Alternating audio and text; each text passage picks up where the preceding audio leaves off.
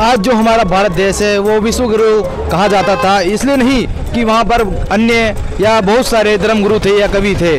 वहाँ पर एक ऐसे ऐसे महापुरुष थे जिन्होंने समाज सुधार के लिए, सद्भक्ति के लिए अनेकों प्रयास किए। उन्हीं में से एक हैं कवि, जो कि कबीर जी के नाम से प्रसिद्ध हैं। उन्हें कबीर साहब जी के नाम से जाना जाता है और उनके जन्म को लेकर आज सतलोक आश्रम सोजत में कबीर साहब प्रकट दिवस मनाया जा रहा है। उसी के उपलक्ष्य में यहाँ पर आज समागम का पहला दिन है। पहले दिन के उपलक्ष्य में यहाँ पर कई लोग जो कि राजस्थान से ही नहीं अपितु गुजरात, महाराष्ट्र, एमपी अन्य जगहों से यहाँ पर आना शुरू हो चुके हैं और लोगों की तादाद बढ़ती ही जा रही है। और इसी समागम में कई प्रोग्राम किए जा रहे हैं और बाकी की कवरेज हमारे साथी रिपोर्टर आपको दिखाई है।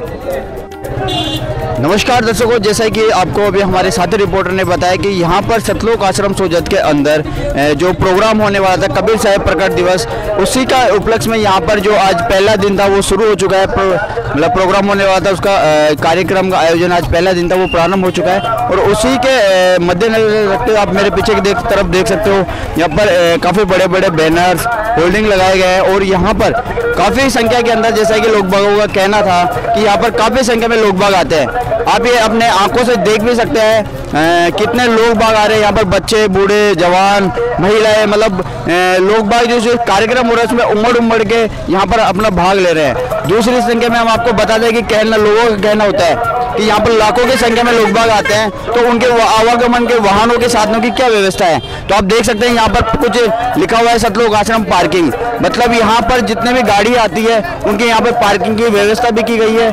हम आपसे पार्किंग के बारे में भी कुछ जानकारी प्राप्त करवा देते हैं आपको, आइए जानते हैं। जैसा कि दर्शकों आप मेरे पीछे की तरफ देख सकते हो, यहाँ पर एक पार्किंग का बैनर लगा हुआ है, होल्डिंग्स, और उसी के साथ में यहाँ पर कुछ संत रामपाल जी महाराज जी के अन्वय खड़े हुए हैं। उनसे हम बातचीत कर लेते हैं। सर नमस्कार। सत साहब जी। क्या नाम है सर आपका? मेरा नाम गंगाराम है। अच्छा, गंगाराम जी, हम आपसे जानना चाहेंगे, हमने देखे यहाँ पर जो कार्यक्रम होने वाला है यहाँ पर पार्किंग का बैनर लगा हुआ है, तो पार्किंग में क्या व्यवस्था है?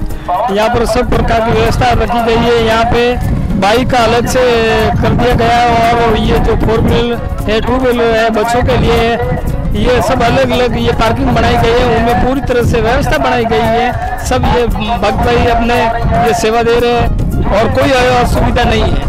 तो जैसा कि आप बता रहे हो यहाँ पर 4 व्हीलर की अलग व्यवस्था है, बसों की अलग व्यवस्था है, तो इतने बड़ी आपने पार्किंग का आयोजन किया है। यहाँ पर काफ़ी बड़ी संख्या के अंदर गाड़ी आ रही है और काफ़ी बड़ी जगह पर आपने पार्किंग की, तो उसका कोई शुल्क वगैरह ले रहे हो आप उनसे? कोई शुल्क वगैरह नहीं है भगत जी। यहाँ पे जो मालिक की दया से सब कुछ ये निःशुल्क चल रहा है। तो आप इस धूप भरी गर्मी में यहाँ पे खड़े हुए हो, पार्किंग के यहाँ पे देख रहे हो, उससे आपको क्या लाभ होगा? हमारा को ये लाभ हुआ कि ये जो है इसमें कोई नशा पता वगैरह कुछ भी नहीं है और मालिक की दया से, परमात्मा की दया से ये मोक्ष मिलेगा। जैसा कि इन्होंने बताया, यहाँ पे पार्किंग के बारे में बताया कि यहाँ पर बसों की अलग व्यवस्था है, गाड़ियों की अलग व्यवस्था है और जो पार्किंग इतने बड़े कार्यक्रम पे यहाँ पे पार्किंग की व्यवस्था की गई वो बिल्कुल निःशुल्क है। आगे की खबर आप देखें। जैसा कि दर्शकों आपको हमने बताया पार्किंग की व्यवस्था के बारे में, उसी के जस्ट पास में यहाँ पर एक स्टेशन जंक्शन बना हुआ है। जैसा कि आप मेरे पीछे की तरफ देख सकते हो, एक मारवाड़ जंक्शन लिखा हुआ है, सोजत रोड, सोजत सिटी। आखिरकार ये जंक्शन क्यों बनाया गया है, इसका उद्देश्य क्या है जंक्शन बनाने का, आइए इन्हीं के अनुयायी से बातचीत कर लेते हैं। जैसा कि आप देख रहे हैं यहाँ पर संत रामपाल जी महाराज के जो अनुयायी है वो यहाँ पे बैठे हुए हैं, हम इनसे बातचीत कर लेते हैं और जानकारी प्राप्त कर लेते हैं। सर नमस्कार। हाँ जी नमस्कार। क्या नाम है सर आपका? द्वारका दास। द्वारका जी, हमने यहाँ पे देखें जंक्शन बना हुआ है, सोजत सिटी, सोजत रोड, इसके ये बनाने का क्या उद्देश्य है? जो संत रामपाल जी महाराज किसी से भंडारे के लिए आ रहे हैं, सोजत रोड से आ रहे हैं, मारवाड़ जंक्शन से आ रहे हैं, सोजत सिटी से आ रहे हैं, तो उनको लाने ले जाने में फ्री सेवा है। अच्छा, मतलब जो ये जंक्शन बनाया गया फ्री लाने ले जाने की व्यवस्था है? बिल्कुल फ्री है, लाने और ले जाने दोनों के लिए। तो क्या कोई बस वगैरह का टाइमिंग फिक्स कर रखा है आपने, भाई इतने बजे बस जाएगी या फिर इतने बजे वापस आएगी, या फिर 24 घंटे ये व्यवस्था है? ये आप कभी आओ कभी जाओ, सब मिलेगी आपको। 24 घंटे? 24 घंटे मिलेगी। दूसरा हम आपसे जानना चाहेंगे, ये व्यवस्था सिर्फ संत रामपाल जी महाराज जी के अनुयायी के लिए है या सभी के लिए है? नहीं, सभी के लिए, कोई आओ कोई जाओ, इसमें वो नहीं है भाई वो ही बैठेगा, जगत वाला नहीं बैठेगा, सब बैठो, कोई नहीं। हम आपसे एक और क्वेश्चन जानना चाहेंगे, जो आपने व्यवस्था की है आज ही के लिए या आने वाले 2 दिनों के लिए भी रहेगी? ये समागम के 2 दिन बाद तक रहेगी। जैसा कि इन्होंने बताया कि जो प्रोग्राम हो रहा है उसका जो संगत आएगी, जो इनके भगत लोग आएंगे, उनके लिए यहाँ पे व्यवस्था की गई है सोजत रोड, मारवाड़ जंक्शन और रेलवे स्टेशन, बस स्टैंड, ताकि आने लाने ले जाने में कोई असुविधा ना हो। वापसी घर जाने के लिए तैयार कर रही हैं। जितने भी भक्तात्मा इस क्रूजर गाड़ी में आए थे उन सभी से प्रार्थना है कि जल्दी से जल्दी अपनी क्रूजर गाड़ी में जाकर बैठ जाएं। गुजरात जिला साबरकांठा तहसील ईडर से जो 2 क्रूजर गाड़ियां आई थी वे वापसी जाने के लिए तैयार गाड़ी हैं। जितने भी भक्तात्माएं बामनबाग तहसील और लाल चौक तहसील सवाई माधोपुर से जो बस आई थी वे वापसी रवाना हो रही है। जितने भी भक्तात्माएं, जैसा कि दर्शकों आपको हमने बताया कि इतने लोगों को देख के हमारे मन में एक ही क्वेश्चन आ रहा था कि इतने लोगों की मारवाड़ जैसे क्षेत्र में पानी की कैसे आपूर्ति ये लोग कर रहे हैं। आइए इन्हीं से रूबरू हो जाते हैं और इन्हीं से पूछ लेते हैं। सर नमस्कार। नमस्कार सर। क्या नाम है सर आपका? मुकेश दास। क्या मुकेश जी, हम आपसे जानना चाहेंगे जो यहाँ पर प्रोग्राम हो रहा है तो काफ़ी लोग बाग यहाँ पे आए हुए हैं, तो आप उनकी जल की कैसे पूर्ति करवा रहे हो? भगत जी यहाँ पे कोई कमी नहीं है, संत रामपाल जी महाराज की दया से पूरी व्यवस्था है, नहाने धोने की, पीने की, मतलब थोड़ी थोड़ी दूर 5-10 मीटर तक खुद व्यवस्था मटकी लगा रखी है जगह जगह पर, बहुत अच्छी है। जैसा कि इन्होंने बताया कि यहाँ पर हर 5-10 मीटर के बाद में यहाँ पर मटकों की ठंडे पानी की व्यवस्था की गई है। आगे चल के और हम जानकारी प्राप्त कर लेते हैं।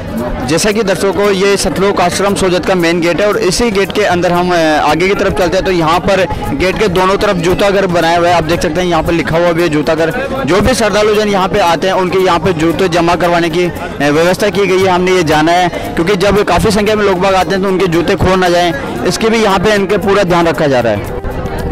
इस तरफ देखते हैं तो यहाँ पे कुछ प्रणाम स्थल बनाया हुआ है। जो भी श्रद्धालु जन आते हैं वो अपनी श्रद्धा के अनुसार यहाँ पे प्रणाम करते हैं, दंडोत प्रणाम करते हैं और अपने गुरु को यहाँ पे प्रणाम करके और आशीर्वाद लेते हैं। दूसरी तरफ थोड़ा आगे चलते हैं अपन तो यहाँ पे कुछ गाइड रूम भी लिखा हुआ है। गाइड रूम का मतलब अरे यार यहाँ सारे तो यहाँ पे प्रणाम स्थल के जस्ट आगे की तरफ एक गाइड रूम है। उस गाइड रूम का मतलब है कि जो भी श्रद्धालु जन या श्रद्धालुओं के साथ में जो अनजान लोग यहाँ पे आते हैं उनको यहाँ पे गाइड किया जाता है कि भंडारा इधर है और जल इधर है, मतलब उनको किसी प्रकार की कोई असुविधा ना हो उसकी यहाँ पे पूरा ध्यान रखा जा रहा है। उसके आगे की तरफ हम जाते हैं तो यहाँ पे कुछ पुस्तकालय बना हुआ है। पुस्तकालय के अंदर जो भी अपनी आध्यात्मिक पुस्तकें हैं उनके बारे में ये लोग बताते हैं और जाने वालों को मतलब रास्ते के लिए यहाँ पे भंडारा वितरण की भी यहाँ पे ये लोग स्टॉल लगा रखे हैं कि जो लोग यहाँ पे आते हैं वो यहाँ पे खाना भी खाते हैं, साथ में जाने वालों को ये लोग खाना पैक करके भी देते हैं ताकि रास्ते में जो लोग दूर से आते हैं उनको किसी प्रकार की कोई असुविधा ना हो। और आगे चल के हम और भी आपको आश्रम के बारे में जानकारी प्राप्त करवाएंगे। जैसा कि दर्शकों आपको हम लगातार बता रहे थे कि जो इतना बड़ा विशाल कार्यक्रम किया गया है वो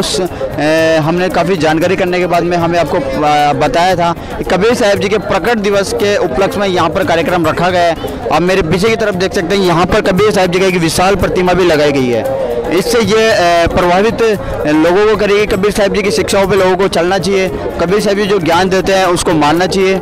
दूसरी चीज़ हम आपको बता दें ये आज समागम का पहला दिन था और आगे की खबर हमारे साथी रिपोर्टर आपको देते रहेंगे। जैसा कि अभी हमारे साथी रिपोर्टर ने आपको बताया कि पहले दिन के समागम दिन बहुत सारे लोग आना शुरू हो गए हैं, प्रतिमा भी लगाई गई कबीर साहब जी की। उसी के साथ साथ यहाँ पर मेरे राइट साइड देख रहे होंगे यहाँ पर कबीर साहब जी प्रकट दिवस का भंडारा के बारे में बैनर भी लगाया गया है। उसके जस्ट नीचे यहाँ पर भंडारा अर्थात खाना खाने की व्यवस्था है। इसी को व्यवस्था को लेकर आप देख रहे होंगे यहाँ पर काफ़ी लंबी यहाँ पर कतारें लगी हुई है जो कि सभी व्यवस्थित रूप से यहाँ पर लगे हुए हैं भंडारा करने के लिए। और इसी के साथ लेफ्ट साइड आप देख रहे होंगे यहाँ पर भी एक बैनर लगाया हुआ है कबीर साहब जी के प्रकट दिवस को लेकर, जहाँ पर लिखा हुआ है दहेज मुक्त शादियां और रक्तदान शिविर। तो ये आयोजन भी यहाँ पर आने वाले कुछ दिनों में होने वाला है। इसी भंडारे कवरेज के बाद हम थोड़ा आगे चलते हैं तो आप देख पा रहे होंगे यहाँ पर एक कबीर साहब जी के बोर्ड लगाया हुआ है। ये है यहाँ का मुख्य द्वार जो कि प्रणाम स्थल की ओर जाता है।